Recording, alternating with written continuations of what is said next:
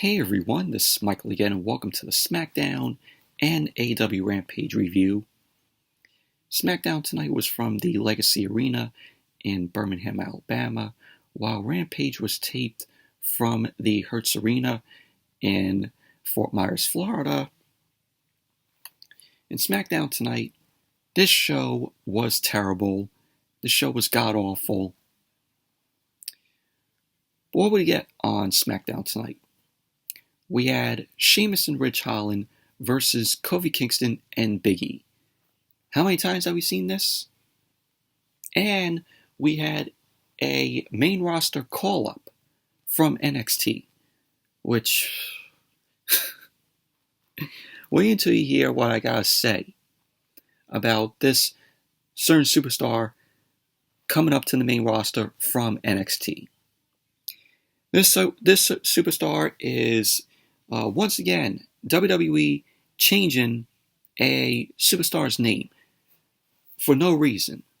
I don't know what is with Vince McMahon and Bruce Pritchard have this obsession of changing superstars' names. If it's not broke, don't fix it.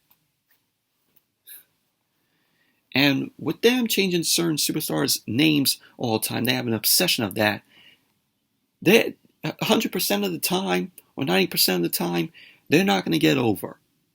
Because when they change certain superstars' names, it is fucking stupid. But wait until I mention that certain superstar's name that got changed. Oh my god. Then we have Sasha Banks and Naomi versus Shayna Baszler and Natalya. Rick Boogs and Shinsuke Nakamura versus the Usos.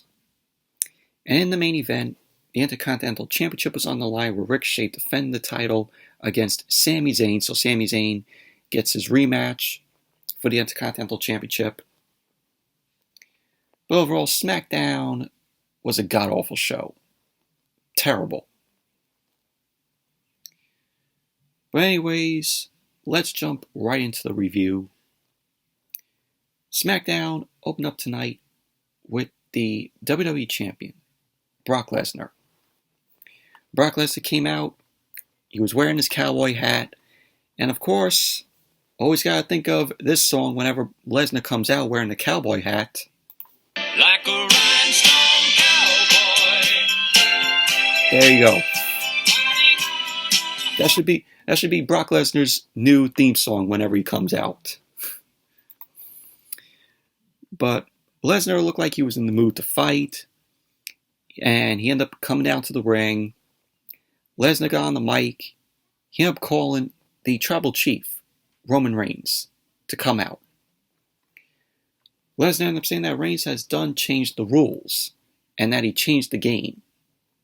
He ended up saying for the last 6 days, he's pulled his ass out of bed and looked in the mirror.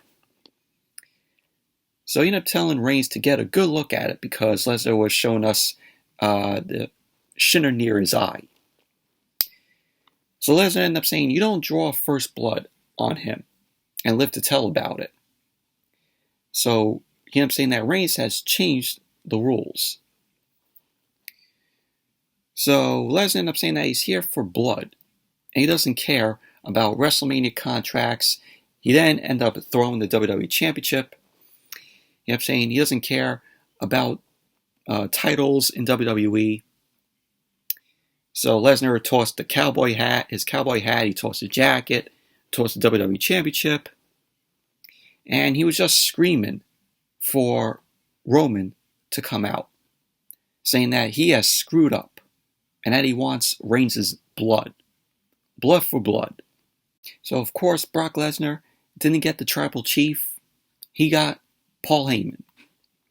Paul Heyman ended up coming out, and the fans were booing Paul Heyman. Heyman ended up telling them to stop booing. Heyman ended up saying that if Brock Lesnar never listened to him before, listen now. He ended up saying Lesnar got bled by the Bloodline, which happened at the MSG show. And Lesnar also ended up getting smashed by the tribal chief. So Paul Heyman ended up pointing to the entrance for Reigns to come out.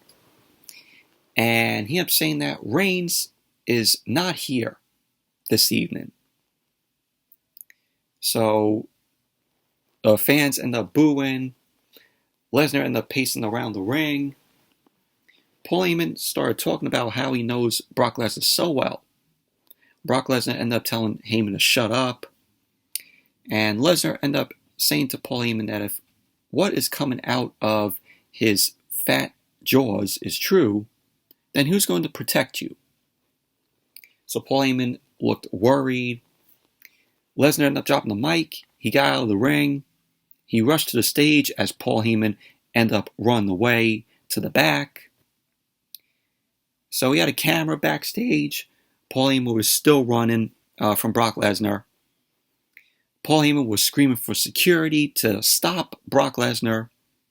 So security ended up coming, ended up stopping Lesnar from chasing Heyman. Lesnar started fighting off the security. Lesnar kept running. Paul Heyman ended up hopping into a SUV, and the SUV ended up speeding off, and pretty much that was basically that. But overall, this was a okay segment to open SmackDown. You know, Brock Lesnar coming in there, wanting a piece of the tribal chief, but instead he got Paul Heyman. And then we had Megan Morant. And this is where I got to mention the certain superstar that got brought up to the main roster from NXT, and the stupid name change that WWE ended up giving this certain superstar. So Megan Morant was backstage. She was with Sheamus and Ridge Holland. Megan Morant ended up asking both Sheamus and Ridge Holland why they destroyed the ATV last week and their chances for their tag team match tonight. Sheamus ended up joking about improving the ATV because that's what they do. Ridge Holland ended up saying that tonight will be a proper fight night. So Megan Morant ended up asking if that's why Sheamus and Ridge Holland bought sledgehammers. So Sheamus and Ridge Holland ended up going on about how they bought someone better than sledgehammers. Someone dangerous. And lo and behold, Pete Dunne ended up appearing. And he's not going by Pete Dunne because, like I said, WWE gave Pete Dunne a name change. And how fucking stupid of this name change for Pete Dunne. They are now calling Pete Dunne Butch. Yes, I'm not joking. They're calling Pete Dunne fucking Butch. And Pete Dunne, his whole new look, he looked like he just came out of the Italian Mafia. With this name, in my opinion, Pete Dunne is already dead on arrival on the main roster. With that name, he's not going to succeed on the main roster. And when he showed up, you know, he's playing an aggressive character. He's always played it, but you could tell that he might have been pissed at the name change. But that's what Vince McMahon and Bruce Pritchard love to do. They're obsessed with changing certain superstars' names for no reason. Awful. If I was Pete Dunne and I learned about this name change, I would be asking for my release. Don't believe it. Why did they need to change Pete Dunne's name and name him Butch? Like, are you serious?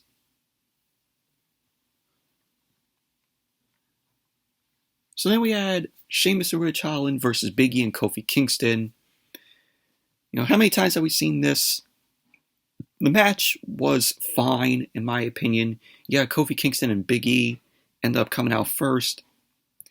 And then Sheamus and Ridge Holland, along with Pete Dunne, I don't want to call him fucking Butch, It's so stupid that WWE had to give him a name change for no reason. If it's not broke, don't fix it. So Sheamus ended up coming into the ring. He ended up getting double teamed by Big E and Kofi Kingston. The bell ended up ringing. Sheamus went at it with Kofi. And Pete Dunne ended up watching from ringside. Ridge Holland ended up coming in. He ended up leveling Kofi with a strike. Ridge Holland ended up dropping Kofi with a shoulder. They ran the ropes. Kofi ended up dropping Ridge Holland with a shoulder. Holland ended up blocking a roll-up. He ended up dropping the knee to Kofi's face. Kofi ended up delivering a missile dropkick from the second rope to Ridge Holland. He went for the cover. Holland kicked out at 2. So Big E ended up coming in. Ridge Holland ended up quickly tagging in Sheamus. Big E ended up knocking Sheamus off the apron, but Sheamus ended up rushing back to the ring. Big E was unloaded with some fists into the corner. Started beating Sheamus down in the corner. Sheamus ended up coming out of the corner. He delivered a clothesline to Big E, and then he kicked Big E in his gut. Big E ended up dropping Sheamus with the back elbow as both Big E and Sheamus ended up running the ropes. So Sheamus rolled to the apron. He fought his way back into the ring, and he delivered the 10 beats of the Buron to Big E. Sheamus ended up coming off the top rope. Big E ended up catching him, and Big E then delivered the belly-to-belly throw to Sheamus. He ended up going for the cover, which Sheamus quickly kicked out at 1. Big E then ended up dragging Sheamus to the apron, and Ridge Holland ended up coming over. Ridge Holland ended up having some words with Big E. Kofi ended up leaping off the steps to take Ridge Holland down.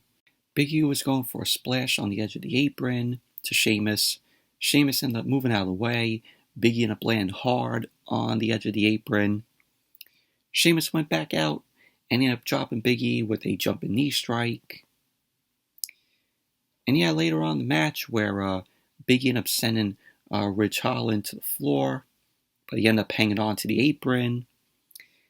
And Big E ended up charging for a spear. Ridge Holland ended up moving out of the way, and Big E ended up getting sent out to the floor.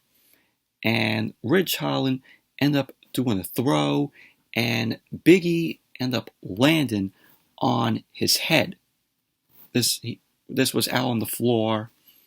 So Big E ended up landing on his head, and Michael Cole in commentary ended up saying that Big E may be hurt. So Kofi ended up going up to the top because it was Kofi and Sheamus in the ring.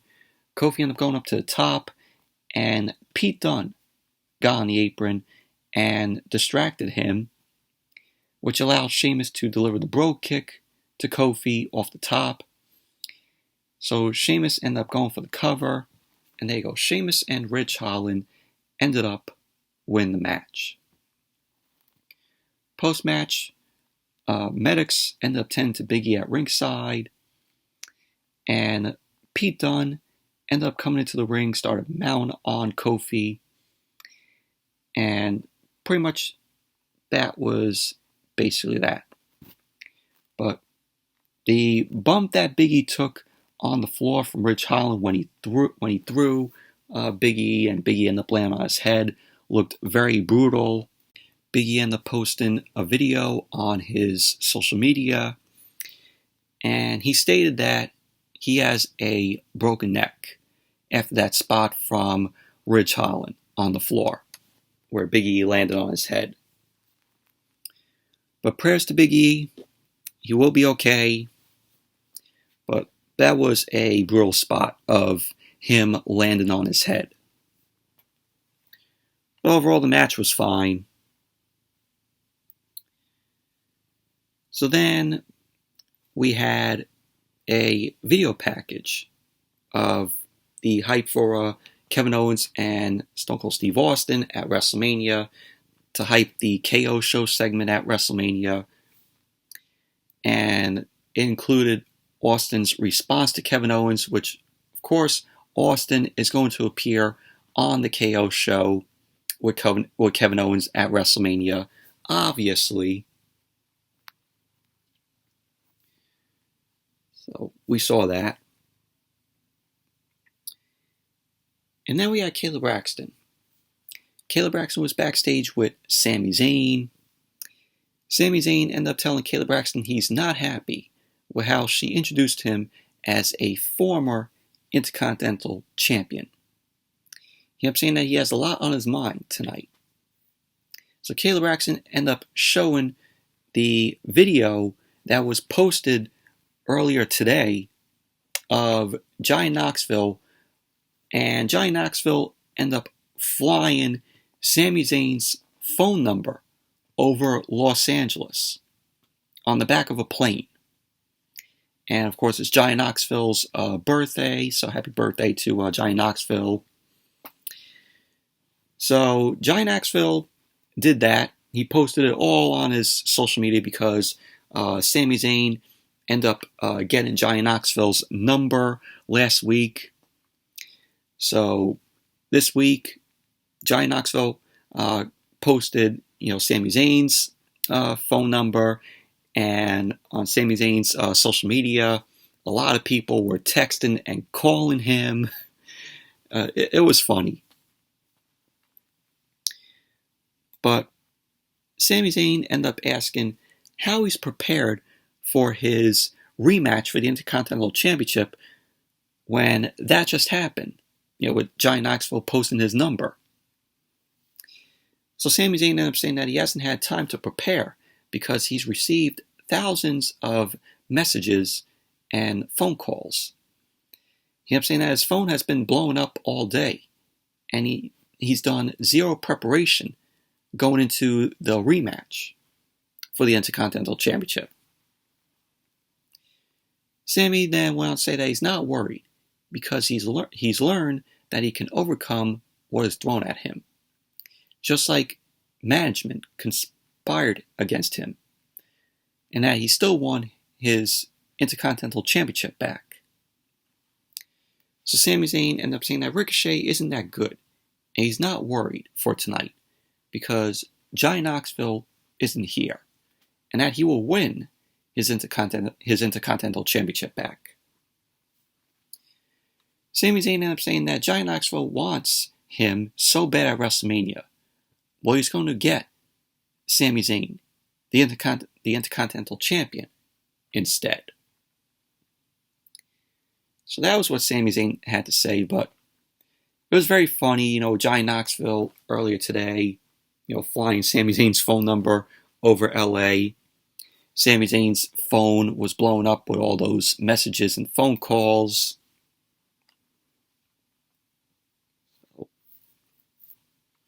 And then we were supposed to get a 6-man tag team match. It was supposed to be Drew McIntyre and the Viking Raiders versus Happy Corbin, Madcap Moss, and Jinder Mahal. And thank God that did not happen.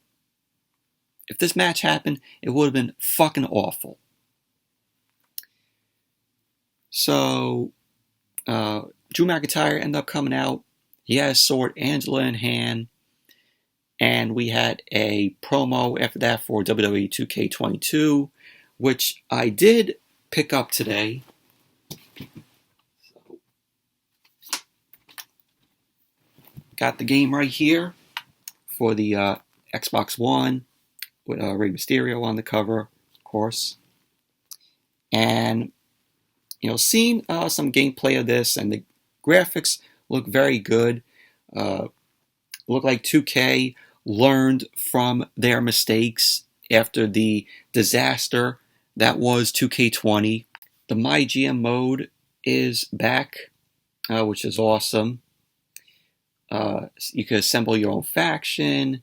The creation suit is back, where you can create yourself as a superstar. So, but it's pretty cool. And the look of the superstars is awesome. It looks real. So, but gonna be playing this, very soon. A lot of people said it's very fun. Like I said, 2K, learned from the debacle that was 2K20. And this game, from the sound of it, of course, probably a lot better than 2K20. So, but can't wait to play this. So that's WWE 2K22. Picked it up today. But we had a nice 2K22 promo just promoting the game. And then, as SmackDown came back from the commercial, McIntyre was waiting in the ring. The Viking Raiders music ended up starting. And the camera ended up cutting backstage.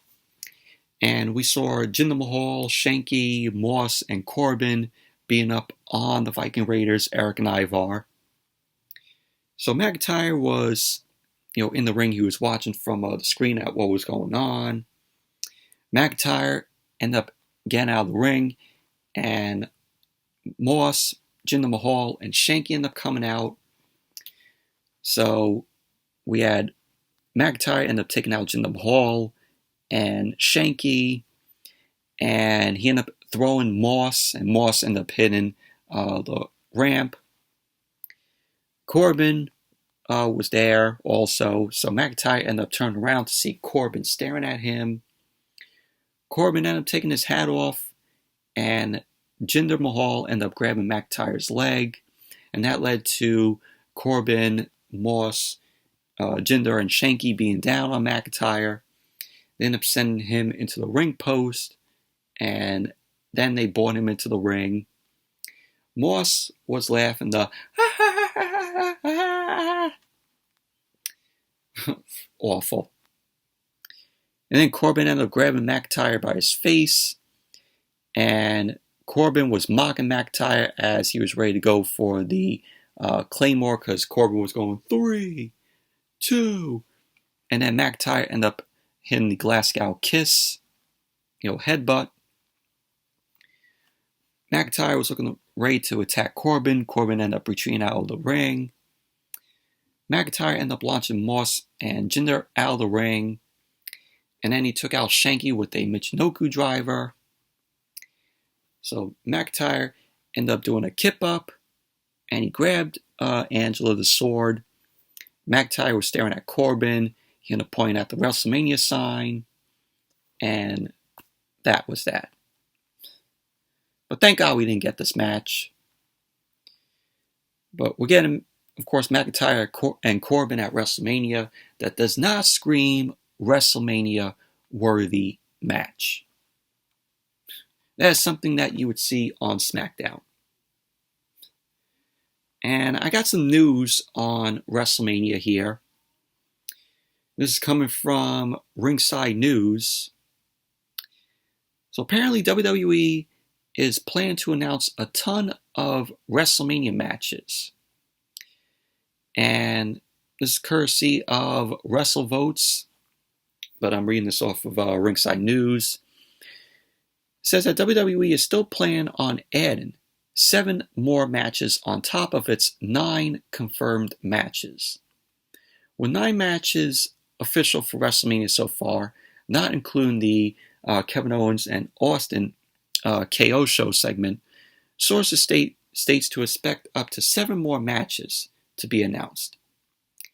The biggest domino yet to fall is Seth Rollins, for obvious reasons. So Seth Rollins doesn't have an opponent for WrestleMania. Now, originally, from what I heard, Seth Rollins' opponent for WrestleMania was supposed to be Cody Rhodes. But apparently now I'm hearing that Cody Rhodes might appear on Monday Night Raw this Monday, because Raw is going to be in Jacksonville. So will Cody Rhodes appear on Raw this Monday? Who knows? So that's the news coming out of that, with the WrestleMania news and Cody Rhodes might showing up on Monday Night Raw this Monday. But with WWE saying, oh, they expect to announce 7 more matches. Watch them just throw matches, and it's gonna feel like Monday Night Raw and SmackDown matches, like matches that you would see on both Raw and SmackDown. And so it's gonna feel like a Raw and SmackDown Super Show instead of WrestleMania. Man, WrestleMania is shaping up to be one of the worst WrestleManias that WWE is ever going to produce. This WrestleMania is nothing but part-timers and celebrities. You got Logan Paul, and also you also have Johnny Knoxville and Sami Zayn. Pat McAfee versus Austin Theory. Yeah, WrestleMania is looking like a fucking shit show. And then we have Ronda Rousey. Ronda Rousey ended up coming out. Michael Cole in commentary ended up saying that Rousey has a message for Charlotte Flair. So then as SmackDown came back from the commercial, Ronda Rousey got on the mic. Ronda Rousey ended up mentioning her match with Charlotte at WrestleMania. She ended up saying that Charlotte revealed her grappling ignorance last week when she called her a one-trick pony with the armbar. Rousey ended up saying, where Charlotte sees one armbar, she sees thousands of ways to get there. Ronda ended up talking about how she's been refining the ankle lock she learned from her first mentor in the ring. And that mentor was Kurt Angle. She ended up saying that she can think of no better way to thank Kurt than to tap Charlotte out with it at WrestleMania. So then out came Charlotte. So Charlotte ended up pointing up at the WrestleMania sign. She ended up saying that the match will be the biggest fight of Ronda's life. Charlotte ended up accusing Ronda Rousey of taking advantage of her last week. So Charlotte ended up saying that she should be less concerned with honoring her mentor and more with winning on the biggest stage. She ended up promising Ronda won't be tapping her out. So Ronda ended up saying that she already has, and she will do it again. So Charlotte ended up promising to embarrass and humiliate Ronda and to make her tap out by the end of the night at WrestleMania. Ronda ended up saying that she would love to see that. She ended up saying that she'll even give Charlotte the time to take off her heels this time. So Charlotte ended up getting out of the ring. Charlotte started taunting the crowd. They ended up chanting, "You tapped out." But Charlotte ended up saying, "Oh, I'm still champion." So Ronda Rousey ended up saying that Charlotte can just walk away at WrestleMania, and that she promises to leave WrestleMania with the Smackdown Women's Championship. So pretty much that was basically that, but this segment was awful. This was god-awful. And Charlotte versus Ronda is going to be the main event of night 1 of WrestleMania. My God. And then we had Naomi and Sasha Banks versus Shayna Baszler and Natalya. This match was boring. This match was awful. Sasha Banks and Naomi ended up coming out first. And then Shayna Baszler and Natalya were already in the ring as SmackDown came back from the commercial. We had Carmella and Queen Zelina Vega, the Women's Tag Team Champions, watching the match from ringside. They were by the commentary table. So Shayna Baszler ended up starting off with Naomi, and Natalya ended up tagging in, and Natalya and Baszler ended up double teaming on Naomi. Natalya ended up going for the cover, and Naomi ended up kicking out too. Natalya ended up driving Naomi into the mat, and she ended up going for a pin attempt. Shayna Baszler ended up tagging in, started focusing on Naomi's knee, and Naomi ended up stunning Shayna Baszler with a kick from the corner. Sasha ended up rocking Natalya, and she ended up hitting a top rope Meteora. So at the end of the match, Zelina Vega started yelling at Sasha. Sasha ended up returning to the ring. Natalya ended up taking advantage of the distraction by Vega. She ended up leveling Sasha with a clothesline, and she ended up going for the cover. Sasha kicked out too. So Carmella and Vega ended up providing distraction from the apron.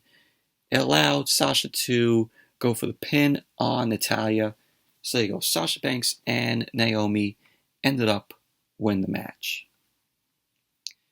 Overall, match was boring and terrible. And then we had the Usos. The Usos ended up coming out, and they came out for their Penitentiary Unlocked, where they will reveal their plans on who they're going to face at WrestleMania. So the Usos ended up getting on the mic as SmackDown came back from the commercial, and they ended up saying that WWE management has no one worthy for them to face at WrestleMania because they are the ones. So then we had Nakamura and Rick Boogs end up coming out. Boogs ended up saying that him and Nakamura want a title shot. So the Usos couldn't believe that Boogs and Nakamura want to challenge them at WrestleMania. So the Usos end up ruling that if Boogs can beat Jay, then they can have their title shot at WrestleMania. So now we got the match, Boogs versus Jay Uso. The match ended up starring Jay Uso ended up going right for Boogs' leg, which was injured. Boogs started unwrapping the tape from his leg, and apparently Boogs faked the injury. So Boogs was beating Jay Uso. Jay Uso ended up charging, but Boogs ended up applying a bear hug to Jay in the middle of the ring. Boogs ended up lifting Jay up for a suplex, and he ended up dropping him. Boogs ended up pressing Jay high in the air, and he was pressing him a few times. He ended up dropping Jay to the mat. So Nakamura ended up running over, and Jimmy ended up delivering a super kick to Nakamura. Boogs ended up knocking Jimmy off the apron, which allowed Jay to roll Boogs up, and Boogs ended up kicking out too. So Boogs ended up delivering a power slam to Jay, and he ended up going for the cover. And there you go. Boogs ended up winning the match, so Boogs and Nakamura will face the Usos for the SmackDown Tag Team titles at WrestleMania. So post-match, Boogs ended up standing tall. Jay ended up coming in, and he ended up breaking Boogs' guitar over his back. So that was that. But do you really feel that Boogs and Nakamura versus the Usos is a WrestleMania-worthy match? No. This match could easily be on SmackDown, on a random show of SmackDown. It does not need to be at WrestleMania. So then we have the main event. Sami Zayn versus Ricochet for the Intercontinental Championship. Ricochet ended up winning the Intercontinental Championship last week on SmackDown thanks to the help of Johnny Knoxville, because Knoxville ended up coming out distracting Sami Zayn, which allowed Ricochet to get the win on Sami Zayn, and Ricochet being the new Intercontinental Champion. But we had Sami Zayn ended up coming out. He came out first. And then we had Ricochet ended up coming out. And before the match started, out came Austin Theory. So Austin Theory ended up sitting near Pat McAfee.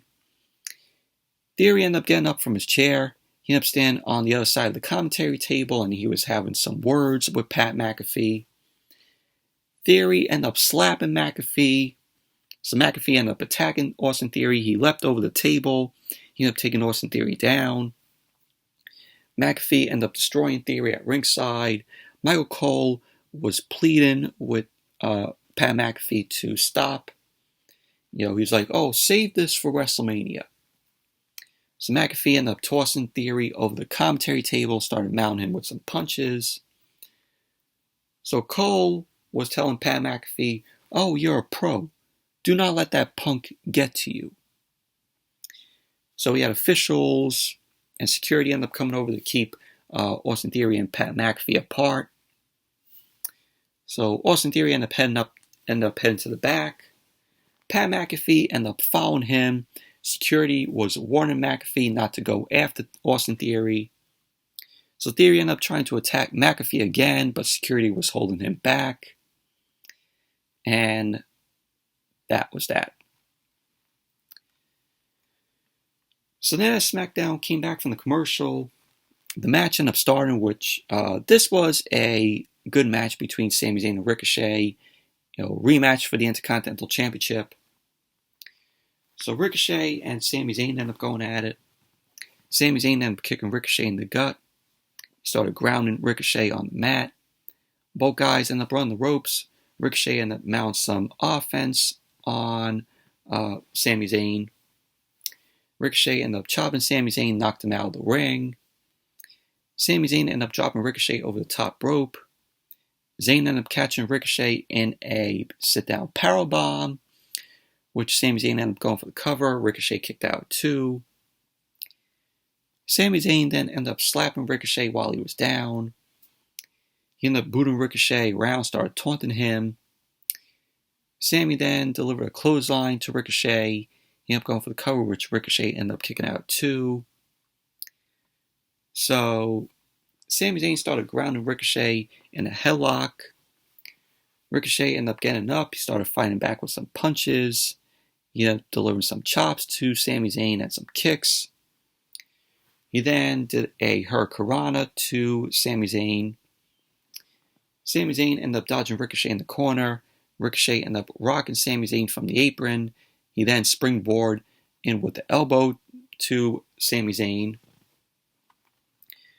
So Ricochet was waiting for Sami Zayn to get up in the corner. Ricochet ended up going for a knee strike, but it got blocked by Zayn. Ricochet then ran to an elbow from Zayn. So Ricochet then came back, ended up dropping Sami Zayn into a kick. And Sami ended up going down. Ricochet ended up going up to the top. And Sami Zayn ended up jumping up and shoved him off the top turnbuckle to the floor. So at the end of the match, Sami Zayn ended up climbing back up to the top. He ended up hitting a superplex to Ricochet.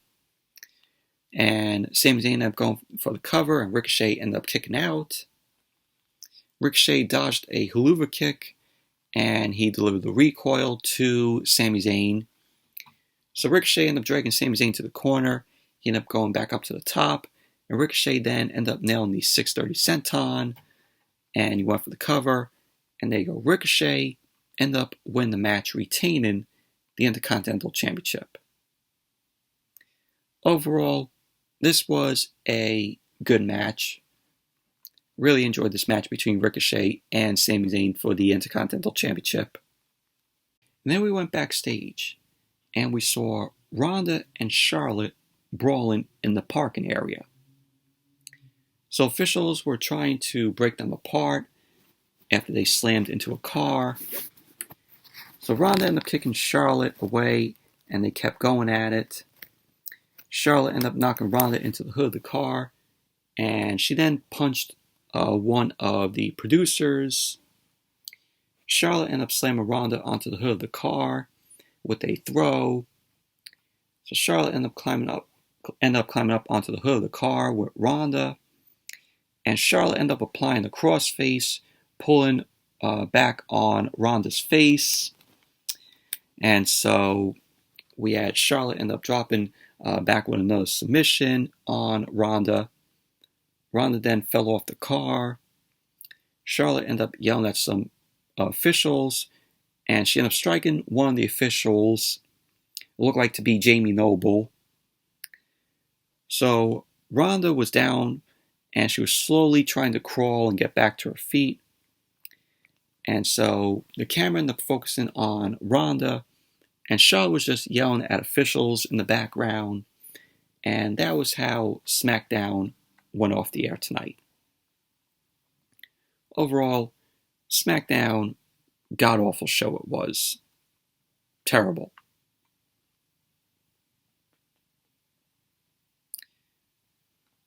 And I want to go back to them changing Pete Dunne's name to Butch. They topped themselves. WWE topped themselves. Because if you all thought them changing Walter's name to Gunther was terrible, Walter as Gunther is on NXT. If you all thought that was fucking terrible, they topped themselves with Pete Dunne's name changed to Butch. God awful. And can you imagine them changing Braun Breaker's name? Because Braun Breaker is officially on the Monday Night Raw roster. He appeared on Raw this past Monday, teaming with Tommaso Ciampa to take on Dolph Ziggler and Robert Roode. Braun Breaker, the next night on NXT, this past Tuesday, lost the NXT Championship to Dolph Ziggler. I'm not joking. Dolph Ziggler is the new NXT champion. So Braun Breaker is officially on the main roster. And I gotta say, it is too early for Braun Breaker to be on the main roster. And you know what? Since WWE loves changing up superstars' names, they might as well just call Braun Breaker and rename him to Breaker. I can see WWE doing that. And I know they'll possibly will. Yeah, I just gave them an idea. And they'll probably use it. But Vince McMahon and Bruce Pritchard, they love to change superstars' names. They got an obsession over it. Watch they call Braun Breaker Breaker. And just rename him as that. You already know that's going to happen. So I just had to mention all that. Moving on to AEW Rampage. Rampage was a decent show tonight. We had Darby Allin versus Mark Quinn, Jamie Hayter versus Mercedes Martinez, Keith Lee versus QT Marshall, and the main event, Swerve Strickland versus Tony Nese.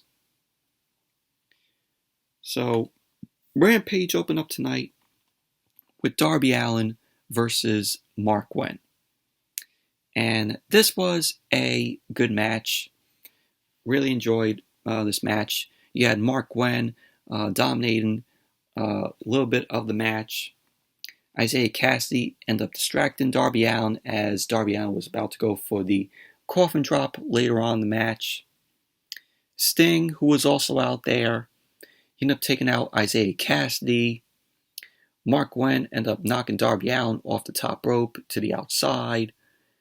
And then Mark Quinn ended up following that up with a 450 splash down onto Darby on the outside.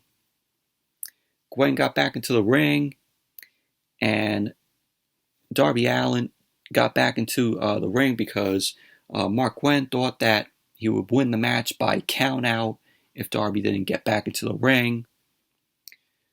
So Darby ended up avoiding a shooting star press. He ended up forcing Mark Quinn to tap out with the armbar, to which Mark Quinn ended up tapping out. So Darby Allin ended up winning the match. Post-match, the Andrade family office ended up walking down. From what you saw on Dynamite on Wednesday, Andrade, Butcher and the Blade, Jose, and Private Party, they all kicked Matt Hardy out of there. So Andrade now is, behind, the whole family office, with Butcher and the Blade and private party.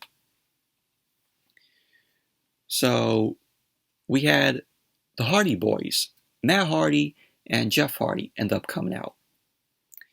So the Hardys end up staring at Sting and Darby Allin from the entrance ramp.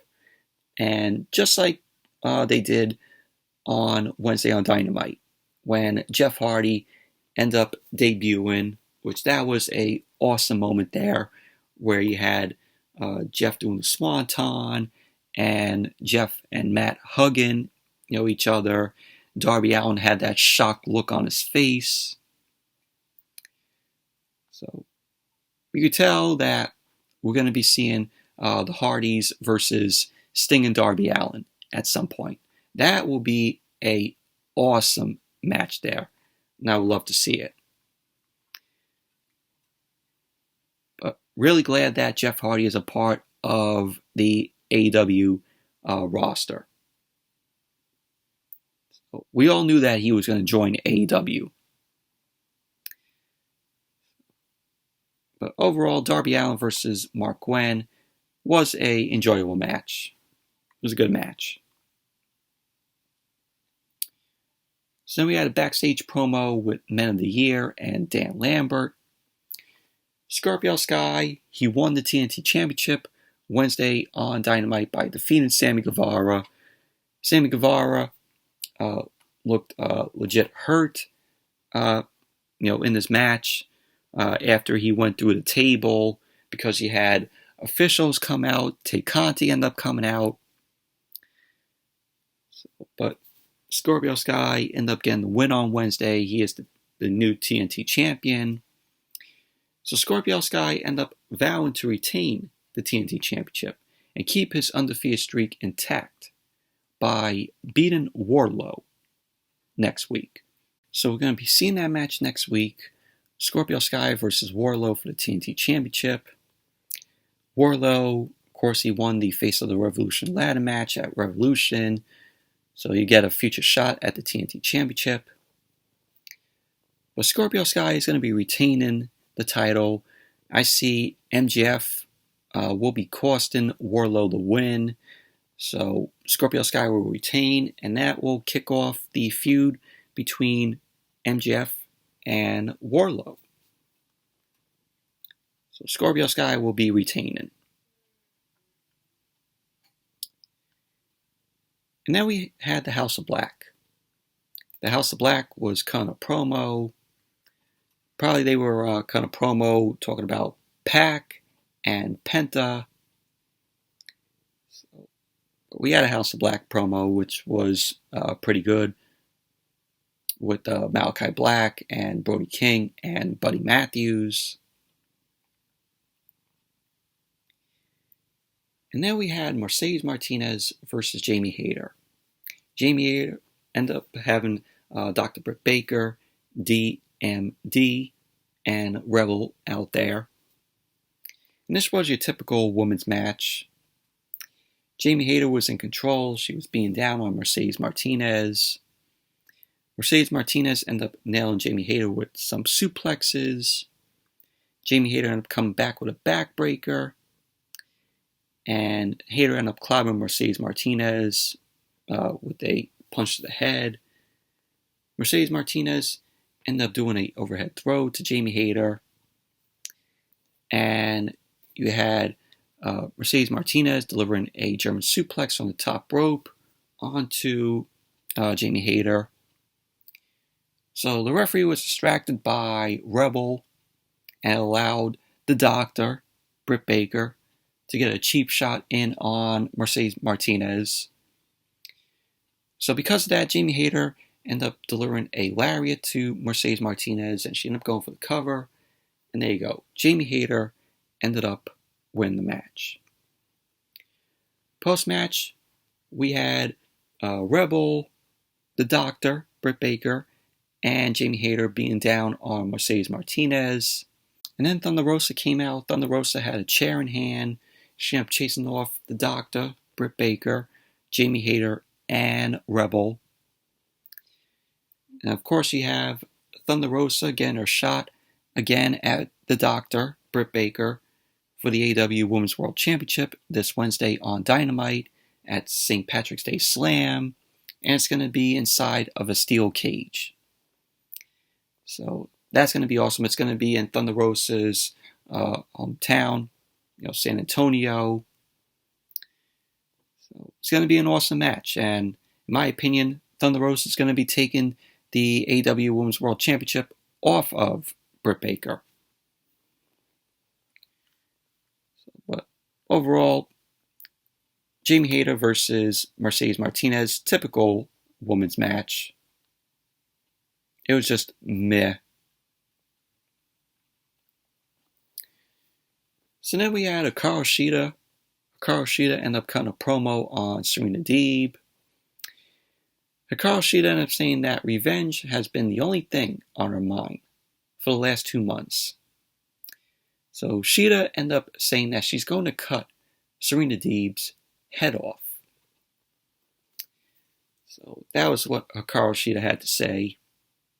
But gotta look forward to the match between Shida and Deeb.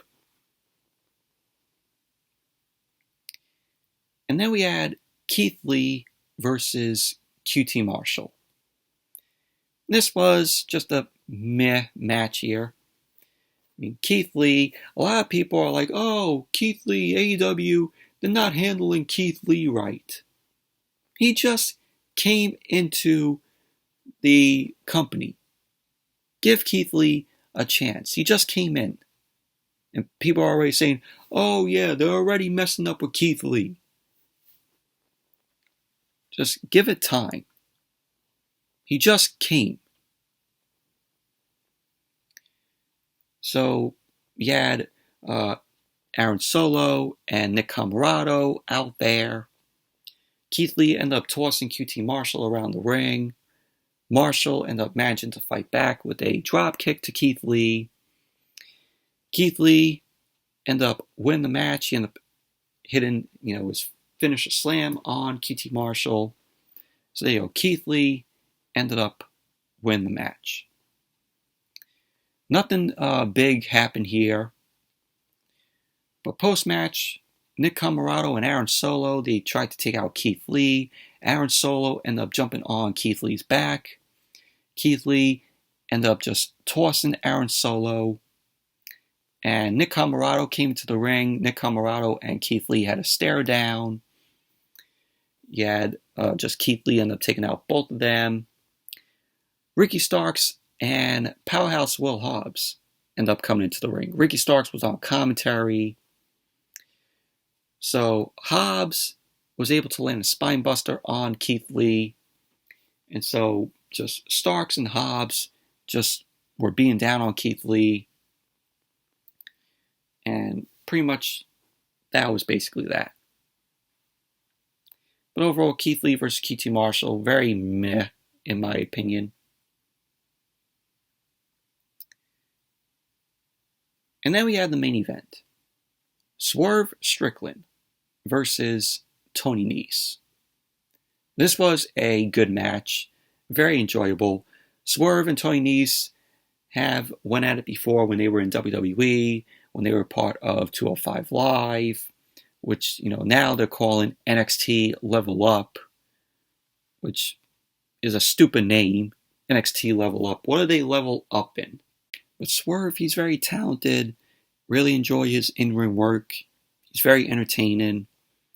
It's a shame that WWE let this guy go because they had to bring him up along with Top Dollar and Ashante the Adonis and B-Fab when they were known as Hit Row. And Hit Row was a Triple H creation down in NXT. And we all know WWE wants to erase everything that Triple H did with NXT, the black and gold brand that we all loved. Now NXT is a part of Vince McMahon and Bruce Pritchard's vision of NXT. Vince and Bruce are behind NXT now. But Hero, they were good down there in NXT, really enjoyed them. And then when they got brought up to the main roster, they were dead on arrival. B-Fab was released, and then it was just down to Top Dollar, Shanti the Adonis, and Swerve. And then look what happened. Top Dollar, Ashanti Adonis were released, and the only person there that was Swerve. And then they released him. So really glad that Swerve is a part of AEW now. He's over with the crowd because, they chant his name. They were like, Swerve! But the match ended up starting. It was back and forth between Nese and Swerve. And this was Swerve's in-ring debut in AEW on Rampage. So Tony Nese ended up missing a moonsault later on in the match. Swerve ended up punching Nese in the face, started delivering some chops on him, and Swerve ended up following that up with an uppercut to the back of Nese's head from the middle rope. So Swerve ended up pinning the brainbuster to Nese, and he ended up going for the cover. Nese ended up kicking out. Nese got back up. He delivered an uppercut to Swerve. He ended up knocking Swerve with a kick to the head, and Tony Nese ended up delivering a 450 splash onto Swerve. Nese ended up going for the cover. Swerve kicked out.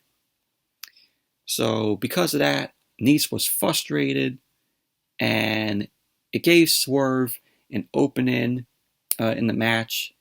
He ended up delivering a stomp from the top rope to Tony Nese, and he ended up going for the cover.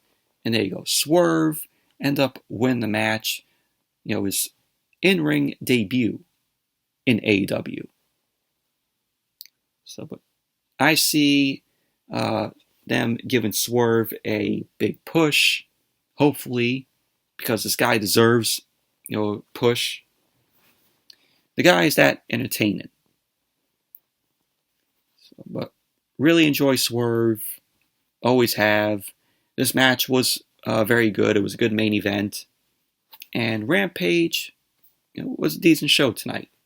It was better than Smackdown, in my opinion. But anyways, that's it for my review of Smackdown and AEW Rampage. Thank you all for watching. Hope you all enjoyed this review. Definitely give the video a thumbs up, comment, subscribe, and until the next video, I'll see you all later.